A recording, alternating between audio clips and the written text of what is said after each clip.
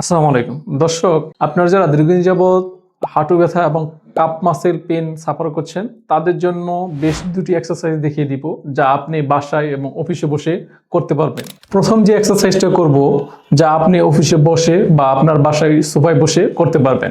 প্রথমে পাটাকে সোজা করে এভাবে টেনে ধরে পাটাকে উপর দিকে টেনে ধরে রাখবো 10 সেকেন্ড। এই এক্সারসাইজটি দিনে 2 বার 10টা করে করলে 1 সেট। দ্বিতীয় যে এক্সারসাইজটা করব, আপনি বাসায় একা থেকেও এই এক্সারসাইজটি করতে পারবেন।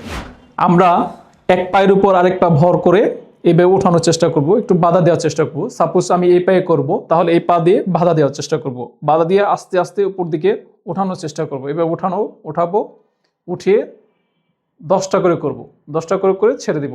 1, আবার উঠাবো 2, আবার উঠাবো 3, এইভাবে 10টা করে করব। 10টা করে করলে 1 সেট, দিনে 2 থেকে 3 বার।